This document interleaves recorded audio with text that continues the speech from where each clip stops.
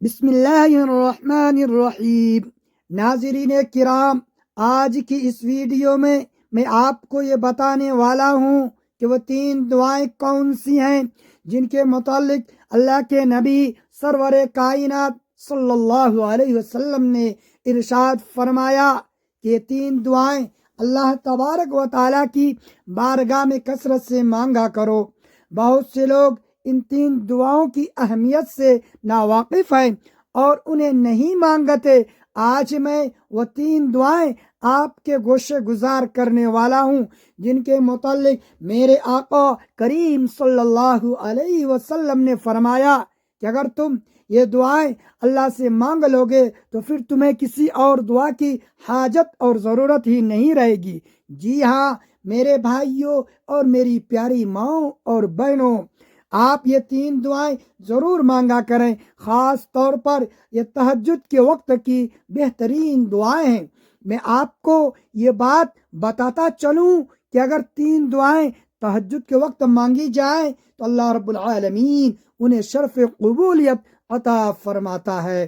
اس کے علاوہ آپ جب بھی نماز کے بعد یا کسی بھی وقت دعا کریں تو ان 3 دعاؤں کو جو میں بتانے والا ہوں ضرور شامل دعا کریں۔ انشاءاللہ اللہ تبارک و تعالی پھر آپ کو کوئی دوسری دعا مانگنے کی ضرورت ہی نہیں پڑے گی۔ تو میری آپ سے دلی گزارش ہے کہ ویڈیو کے اختتام تک جڑے رہیں اور اسے مکمل واچ کریں، پورا بیان دیکھیں، اور جب ویڈیو اچھی لگے تو اسے زیادہ سے زیادہ شیئر بھی کریں، اور اگر آپ ہمارے چینل پر نئے ہیں تو اسے ضرور سبسکرائب کریں۔ تو ناظرین کرام، اب آپ کو یہ معلوم ہونا چاہیے کہ دعا کی حقیقت کیا ہے۔ اللہ کے نبی سرور کائنات صلی اللہ علیہ وسلم کا فرمان ہے کہ دعا عبادت کا مغز ہے۔ جی ہاں، جس طرح انسانی سر میں مغز یعنی دماغ ہوتا ہے تو انسان زندہ، صحیح و سالم اور صاحب عقل رہتا ہے اور سب کچھ سوچ سکتا ہے، بالکل اسی طرح دعا عبادت کا دماغ اور اس کا جوہر ہے۔ نبی کریم صلی اللہ علیہ وسلم فرماتے ہیں الدعاء مخ العبادہ، یعنی دعا عبادت کا مغز ہے۔ اس لیے ہمیں ہمیشہ اللہ پاک سے لگاؤ رکھنا چاہیے اور دعا مانگنی چاہیے۔ آج ہم اللہ پاک سے صرف وہی مانگتے ہیں جو ہماری پوری ضرورت ہوتی ہے۔ جی ہاں میرے بھائیوں اور میری ماں اور بہنوں، اکثر لوگ صرف رزق اور برکت ہی کی دعا کرتے ہیں۔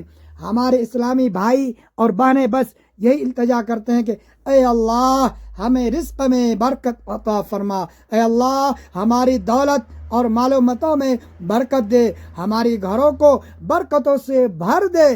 یہ وہ دعائیں ہیں جو عموماً مانگی جاتی ہیں۔ میرے بھائیوں اور میری پیاری بہنوں، میں آپ کو یہ دعائیں مانگنے سے منع نہیں کرتا۔ آپ ضرور اللہ تبارک و تعالیٰ سے مانگے اور خوب مانگے، کیونکہ میرا رب بہت کریم ہے اور بڑا ہے۔ آپ جتنا مانگو گے اللہ رب العالمین اتنا ہی عطا کرے گا۔ لیکن یہاں یہ بات یاد رکھیے کہ رزق کی جو ہم دعا کرتے ہیں اس رزق کی ذمہ داری تو اللہ تبارک و تعالیٰ نے خود اپنے ذمے لے رکھی ہے۔ جی ہاں میرے بھائیوں اور میری پیاری بہنوں، اللہ تبارک و تعالیٰ نے ہر جاندار اور ہر مخلوق کے رزق کی ذمہ داری خود لی ہے۔ آپ ایک حقیر سی چوٹی کو دیکھیں، کیا اسے رزق نہیں ملتا؟ بے شک اللہ اسے بھی رزق دیتا ہے۔ اللہ رب العالمین ہاتھی جیسا عظیم الجثہ جانور کو بھی رزق فراہم کرتا ہے، اس کی خوراک کتنی زیادہ ہے، لیکن اللہ تبارک و تعالیٰ اس سے بھی نواز رہا ہے۔ اسی طرح انسان کو بھی اللہ ہی رزق دیتا ہے۔ رزق کی ذمہ داری اللہ تبارک و تعالیٰ نے خود لی ہے۔ اس لیے یاد رکھیے کہ اگر کوئی چیز ہمارے نصیب میں لکھ دی گئی ہے تو پہاڑ کے نیچے بھی ہوگی تو ہم تک پہنچ کر رہے گی، اور اگر وہ ہمارے مقدر میں نہیں ہے تو زبان تک آ کر بھی حلق سے نیچے نہیں اتر سکتی، کیونکہ وہ ہمارے نصیب میں نہیں ہے۔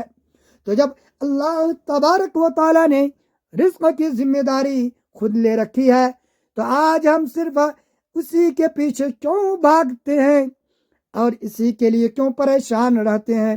تو یاد رکھیے اللہ رب العالمین نے جنت کی ذمہ داری نہیں لی ہے۔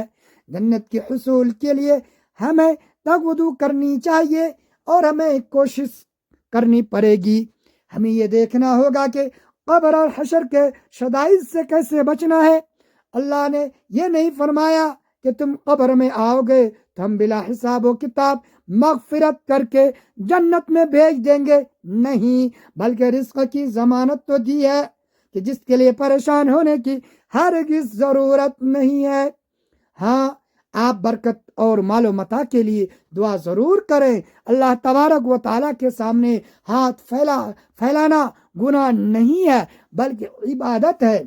لیکن آج میں آپ کو باتیں بتا رہا ہوں جن کی ذمہ داری اللہ تبارک و تعالیٰ نے نہیں لی، یعنی جنت اور قبر کی منزلیں۔ جی ہاں میرے بھائیوں اور میری ماں اور بہنوں، جنت پانے کے لیے عبادت لازمی ہے اور مغفرت کے لیے اللہ کی بارگاہ میں گر گرانا ضروری ہے۔ اگر کوئی بڑا کبیرہ گناہ ہو گیا ہے تو توبہ کے دروازے کھلے ہیں۔ آپ سنتے ہوں گے فلاں درود پاک پڑھنے سے 80 سال کے گناہ معاف ہو جاتے ہیں۔ بے شک حدیث پاک برحق ہے اور ہمیں اس پر کامل یقین ہے، لیکن کبھی سوچا ہے کہ کون سے گناہ ہیں؟ ہماری بھائی بہن سمجھتے ہیں کہ بس درود پڑھ لیا اور اب سب معاف ہو گیا۔ یاد رکھیے ان عبادات سے صغیرہ یعنی چھوٹے چھوٹے گناہ معاف ہوتے ہیں، کبیرہ یعنی بڑے گناہ کے لیے محض ذکر اذکار کافی نہیں ہے، بلکہ مسجد میں اعتکاف کریں یا خانہ کعبہ کے چکر لگائیں۔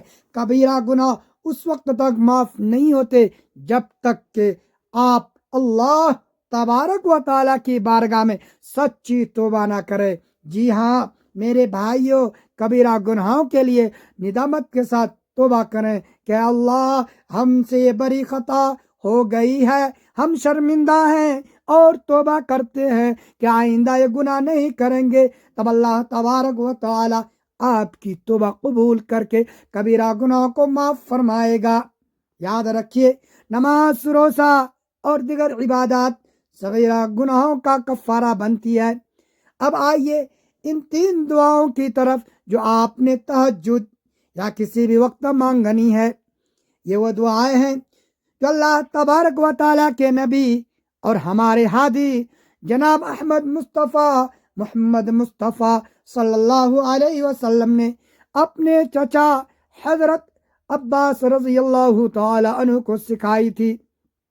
حضرت عباس رضی اللہ عنہ روایت کرتے ہیں کہ میں نے عرض کیا، یا رسول اللہ صلی اللہ علیہ وسلم، میں اللہ سے کیا مانگوں؟ تو میرے نبی کریم صلی اللہ علیہ وسلم نے جو جواب دیا اسے غور سے سنیں۔ آقا کریم صلی اللہ علیہ وسلم نے فرمایا، اے چچا جان، آپ اللہ پاک کی بارگاہ میں عافیت مانگا کرے۔ عافیت کیا ہے یہ بہت سے لوگ نہیں جانتے۔ عافیت کا مطلب ہے دنیا اور آخرت کی ہر برائی، بیماری اور پریشانی سے سلامتی۔ حضرت عباس رضی اللہ تعالی عنہ کچھ دن بعد پھر حاضر ہوئے اور دوبارہ پوچھا کہ اب میں کیا مانگوں؟ تو آپ صلی اللہ علیہ وسلم نے پھر وہی تاکید فرمائی کہ چچا جان، اللہ تبارک و تعالیٰ سے دنیا و آخرت میں عافیت کی دعا مانگوں۔ یعنی عافیت وہ جامع چیز ہے جس میں سب کچھ آ جاتا ہے۔ اگر آپ کے پاس عافیت ہے تو آپ دنیا میں بھی سکون میں ہیں اور قبر و حشر میں بھی کامیاب ہیں۔ یہ میرے نبی کریم صلی اللہ علیہ وسلم کی سکھائی ہوئی پہلی اور اہم دعا ہے۔ اب دوسری چیز جو آپ نے مانگنی ہے وہ ہے شکر۔ اللہ کے نبی صلی اللہ علیہ وسلم نے فرمایا کہ اللہ کا شکر بجا لایا کرو۔ جو نعمتیں اللہ تبارک و تعالی نے ہمیں دی ہیں، جیسے دیکھنے لیے آنکھیں، کام کے لیے ہاتھ اور چلنے کے لیے پاؤں، یہ سب عطائے الہی ہے۔ اسے نابین اس نابینا سے پوچھیں جس کے پاس آنکھ نہیں کہ دنیا کا نظارہ کیا ہوتا ہے۔ اس لیے ہمیشہ اللہ تبارک و تعالیٰ کا شکر ادا کریں اور کبھی ناشکری نہ کریں۔ تیسری دعا جو میرے آقا نے سکھائی ہے وہ ہے صحت۔ آپ صلی اللہ علیہ وسلم نے فرمایا کہ اللہ سے اپنی صحت و تندرستی مانگا کرو، کیونکہ جب صحت ہوگی تبھی آپ نماز پڑھ سکیں گے، روزہ رکھ سکیں گے اور اللہ تبارک و تعالیٰ کی عبادت کے قابل ہوں گے۔ بیماری کی حالت میں انسان کمزور ہو جاتا ہے اور عبادت میں وہ دل جمعی نہیں رہتی، اس لیے ہمیشہ صحت و عافیت کی التجا کریں۔ خلاصہ یہ ہے کہ پہلی دعا عافیت، دوسری شکر اور تیسری صحت ہے۔ ان تینوں میں کائنات کی ہر خیر چھپی ہے۔ میرے بھائیوں، دوسروں کے لیے بھی دعا کریں، اپنے والدین اور تمام مسلمان بھائی بہنوں کو اپنی دعاؤں میں یاد رکھیں۔ جب آپ سب کے لیے دعا کریں گے تو اللہ تبارک و تعالی آپ کی دعا جلد قبول فرمائے گا۔ میں نے یہ نبی صلی اللہ علیہ وسلم کا نسخہ آپ تک پہنچا دیا ہے، اب اسے شیئر کرنا آپ کی ذمہ داری ہے۔ کمنٹ میں آپ اپنی رائے ضرور دیں اور چینل کو سبسکرائب کریں۔ السلام علیکم ورحمۃ اللہ وبرکاتہ۔ اور مزید یہ کہ ہم اللہ تبارک و تعالیٰ سے دعا گو ہیں کہ وہ ہماری ان چھوٹی سی کوششوں کو اپنی بارگاہ میں شرف قبولیت عطا فرمائے اور ہمیں ان کلمات پر عمل کی توفیق دے جو ہمارے نبی صلی اللہ علیہ وسلم نے سکھائے ہیں، تاکہ ہم دنیا و آخرت کی تمام رسوائیوں سے بچ سکیں اور ہمیں ایسی زندگی ملے جو شکر گزاری اور عافیت سے بھرپور ہو اور تندرستی کے ساتھ اللہ تبارک و تعالیٰ کی بندگی میں گزرے۔ آمین یا رب العالمین۔